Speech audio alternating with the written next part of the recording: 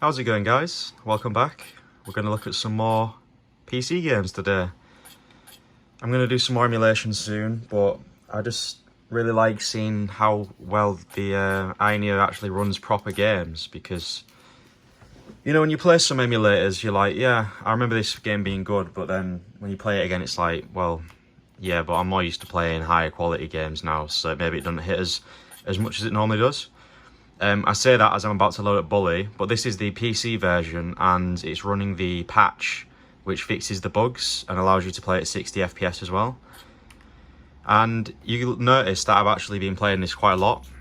So if you have a look, I'm actually, you know, every time you finish a main story mission and stuff, you get things hung up around your room. But as you can see, it's Christmas time in the game. So that means I've played around, I think I've played around, I want to say around 20 missions, 20 or so missions, and yeah, it just works perfectly. I played it on PS2 the other day for you guys on the emulation video for PS2, and it ran okay, but it obviously looked like a PS2 game, upscaled, whereas this actually is a PC port, although not a good one. But with the patch, they do fix a lot of the problems that the port had. So we're running at 13 watt, and I'm getting a mixed 60 FPS. Because the port isn't amazing, it does lag a little bit in certain sections, mainly when it's loading up new areas and stuff. But yeah, as you can see, it's playable. Like I said, I've been playing this for at least 4 hours, 5 hours now. Really fun. I've done a lot of the go-kart race missions. I think I'm one go-kart race away from unlocking the unlockable go-kart, which is obviously one of the best vehicles in the game. I've done, how do you find out how many classes you've done? Yeah, I've done quite a lot of classes. Struggled a tiny bit with biology, because when you're opening up the dead animals, you have to dissect them.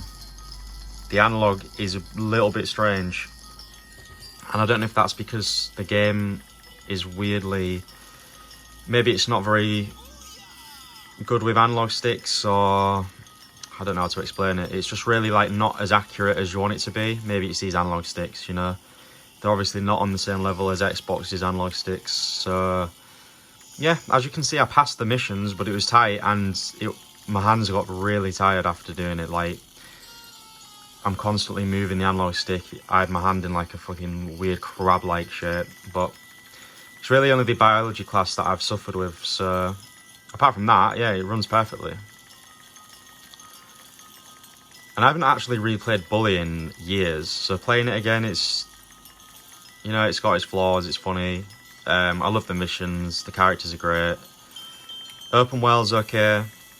There's quite a lot of stuff to do, to be fair. You know, you've got the open world races, bike races and stuff, and with it being the scholarship edition, it also has the extra missions for Christmas time and the 2 extra classes. So yeah, it's a nice little bonus. So yeah, Bully runs perfectly at 13 watts. Like I say, you can see it jumping around, but it does normally stick at 60, especially when indoors. It is a constant 60. Yeah, so this is Bully Scholarship Edition with the patch enabled. If you don't know how to get the patch, you just basically have to Google Bully patch. I can even post it in the description if you desperately want the patch or need to know how to use it. But yeah, guys, this is Bully. Definitely play this one over the PS2 version. It runs a lot better and looks better as well. Welcome back. We're on Metal Gear Solid Ground Zeroes. I'm pretty sure Metal Gear Solid 5 works perfectly the same as this, because they're running on the same engine and it's extremely optimized. So if this game couldn't play this game can play at decent settings at low TDP. So if you love this game, this is perfect. Yeah, so I just want to show you the settings. We've got a mix of medium and high, borderless full screen. This is at 13 watt. I can show you other watts as well. Big Boss, what a guy. You guys, if you've been watching my other videos, know how much I love Metal Gear Solid, so I feel like it wouldn't be complete unless I showed you the last playable game on the system. I think it'll be the last Metal Gear Solid of all time as well, which is a shame, but... Right, as you can see, it looks absolutely insane. The graphics are unreal. This engine is really good. So as you can see, it's running around 48, 49 to 50 FPS at the minute.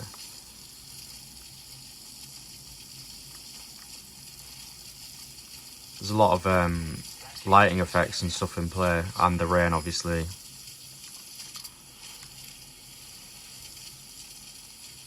I actually do really like this game. I've played it a couple of times. Definitely doesn't hit as much as the third game does for me, but everything you can do in it. It's a big ass game. You've got the whole recruitment system and stuff where you get to expand your base. You've got the whole storyline. It's more open world. You can drop into bigger regions and explore them. It's definitely an evolution on the Metal Gear Solid platform. Genre of games even. But, yeah. I know it had mixed, not mixed reviews, they were mostly positive, but it's just not, it just isn't the same as the older games, basically. And some of the story stuff is pretty wild, to be fair, without spoiling anything. So yeah, this is at 13 watt. I'll drop the settings down, maybe we can hit a constant 60. Let's do that now. Options. Maybe we put everything down to, change that to 60. Oh, that's a 30 FPS lock, okay. So if we just change these to medium, maybe keep these at high. And a lighting might have quite a big effect on the frame rate. But you don't, we'll put lighting at low, just to see what happens. This may allow us to get 60.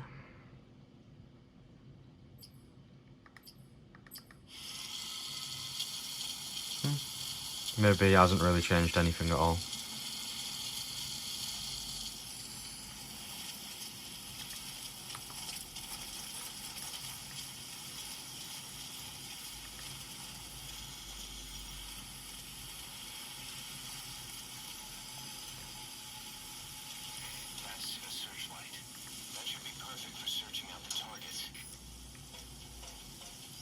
Just trying to do every different kind of thing possible so you get an idea.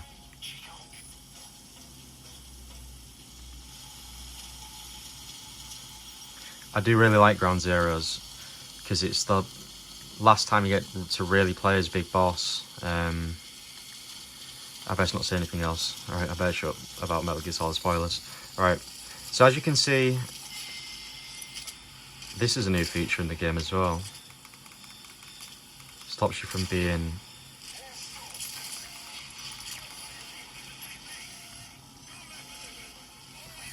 Stops you from being spotted, but for some reason it didn't instantly trank him.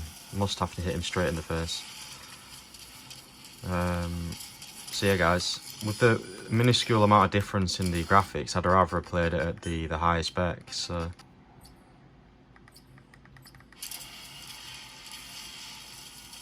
as you can see, plays great, 13 watt. Chuck it into 15 watt, might actually put it up to 60 FPS. Are we at 15 watt?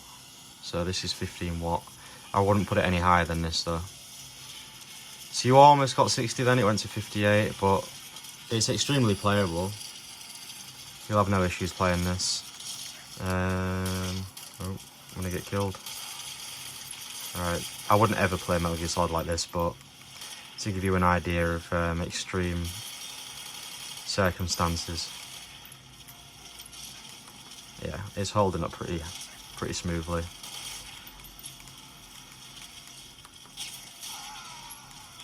And there you go, Metal Gear Solid 5. Welcome back. We're now playing Ni no Kuni Remastered. I was playing this on the Switch before this obviously came out. I didn't get too far in it because it didn't look great and it ran at 30 FPS. I'd rather have played it on a PC or something. It was fun. The portability aspect was nice, but it just didn't look great, and I wanted to experience it because it has such nice visuals as well as obviously the Studio Ghibli cutscenes in it as well. So you saw the settings there, pretty high settings to be fair, and I'll show you that I've been playing it quite a bit because with the cross save thing on Steam, it's just easy to jump back and forth on these systems. So I've played 4 hours and 40 minutes. I think I'm in the volcano at the minute. You have to apparently fight something in the volcano or extinguish the volcano before it erupts. So as you can see, it only runs at 20. I'm joking. We need to put it into 13 watt. So we're in 13 watt now, and it runs at 60 FPS. Pretty much locked, except in fights, unless that was just the cutscene thing. Alright, let me just remember how to play this because it's quite difficult. You've got these little creatures to swap between, and it's hard because you get beaten up quite easily on this if you don't play the right types. So just let me, I don't know, let's throw out Boggly. Let's see if Boggly can do some damage. I also have help as well, but Boggly is just being murked, so no, we'll take Boggly back. Let's get Oliver out, because he has some decent spells like the Frostbite, which should do some damage. Right? I don't know if I'm severely under level for this area, but I think that's the only thing about these JRPG games. Require a bit of grind in the, you know, just to get your level up and stuff. Because these aren't supposed to be difficult, these enemies. These are just random enemies, but yeah, I think I've been stuck in this area for a little bit, so I mean, I'm a big lover of Dragon Quest, so it's not like I haven't ever had to grind in a game before. But yeah, I seem to think Oliver's spells are a lot better than actually throwing in your creature. Because if I throw in my creature now, this one's quite good at fighting close range. If I throw him in here, he does no damage, but yet takes a fat amount of damage as well. Let me try my last creature as well. Maybe he can do, but no, he just gets absolutely smacked as well. It's like, what's the point of me even throwing in that creature? I'm not looking too good at the minute. I need to get either a healing spell down, maybe bait him for an attack.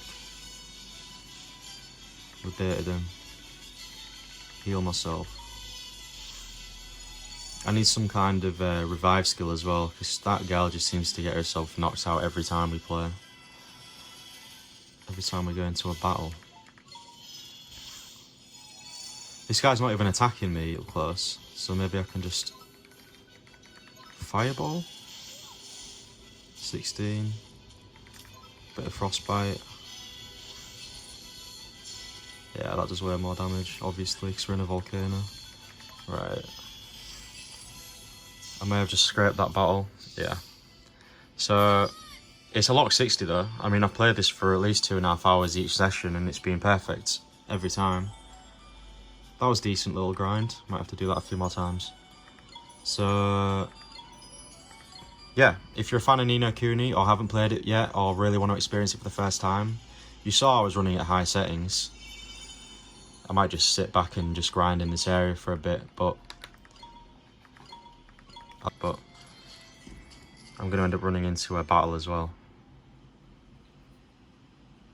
Or maybe this is the way out. I think this is the way out, so I can show you the overworld. Yeah, there we go. The overworld runs at 60 FPS as well. You'll have no issues running this game.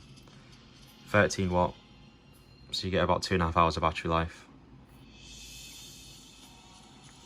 And as you can see, I've already been playing it anyway, so awesome. No, you don't. Welcome back to the last game of the video. This is on the PC port. I actually didn't even realize it had a PC port, so I did a bit of research, and apparently they made a collection with 1 and 2 on GOG.com. So I thought I'd give it a try. Apparently the port's absolute dog shit, but with a guy's patch, it fixes it. So do not play this on the PS2 emulator unless you desperately want that PS2 experience for some reason, because this runs 10 times better. I have played a little bit of it, but I also did finish this not long ago on my Xbox, so I don't really want to play it again. I do love it, but I'd rather play Metal Gear Solid 3. But as you can see, I'm running at 9 watt. I don't think I can pull the side thing out. I think it's in full screen, but trust me, when I do this and hold it for a long time, it kicks the system into 9 watt. So yeah, Metal Gear Solid 2, perfect controller support, the cutscenes work, the game is fully functioning. At 9 watt you'll get about 3 hours battery life. But the main thing is you get to play Metal Gear Solid 2. I don't know why the hell they didn't add Metal Gear Solid 3 to that collection as well. It's absolute bullshit, but you know, we make do.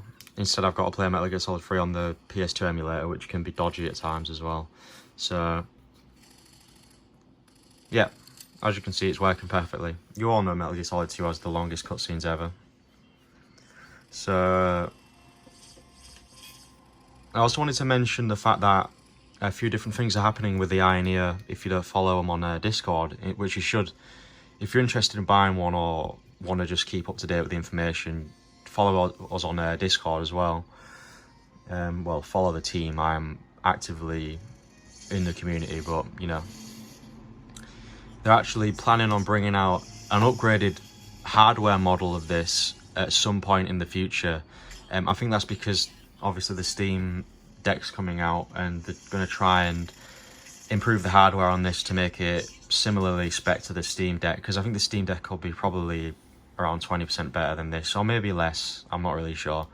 We haven't really had any benchmarks yet, but yeah, so if you want to keep up to date with all that information, there's currently messages on the chat at the minute, and part of the Indiegogo campaign, they've updated the news section and basically explained that they're going to be trying to bring out a better hardware version in the future, probably at the end of this year, so it'll be relatively timed to the Steam Deck coming out. So basically they're giving people who are in Backer 2 the option to postpone their device coming and to pay some more money, basically to get the higher spec version of the device, or they can just simply send you the new version of the device with the better control sticks, the better triggers, etc, etc, all the improvements in mid-August. So, which is what I'm pretty sure a lot of people will be doing, because I mean, they've been waiting so long for it anyway. Is the performance increase going to be justified for waiting even more time? Some people just want to get playing games. I mean, this works perfectly fine. I don't think I'd need massively more power unless I was trying to play extremely hard games, but I've got other devices to play them on. I just prefer to play maybe older titles on this, you know? Titles that I haven't played in a while. I want to just clear my backlog in Steam. But yeah, just to summarise, basically, they've got a better version of this coming out in August, and then they've got a better hardware version of this coming out in later this year. They haven't given a time yet, but that's what they're saying. So basically, if you don't even own one of these or don't even have any pre-orders or anything, I think if you live in the UK or if you just want to go on their website, you'll be able to see how you can pre-order it and basically when you'll receive it. I think you'll end up receiving it end of August, probably start of September. So, you know, it'll be different. Like I keep saying, they're bringing out a new version. It has analog triggers, better screen, because some people's screens are delaminating in the corners.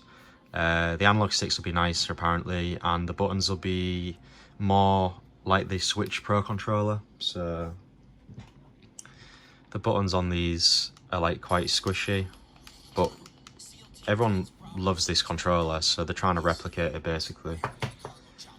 And they're doing a few other things like better speakers and stuff, so it'll be the definitive device for this form factor. So basically, yeah, I just want to prove this is in a 9 watt though. As you can see, 9 watt TDP. So yeah guys, if you enjoyed this video,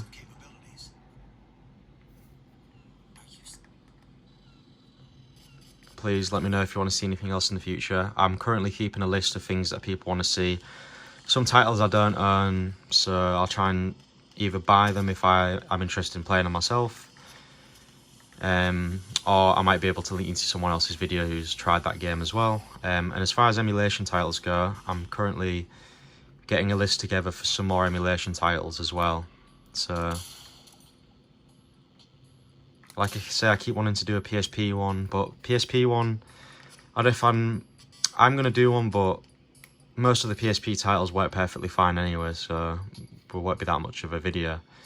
So basically, yeah, so I'll see you guys in the next video.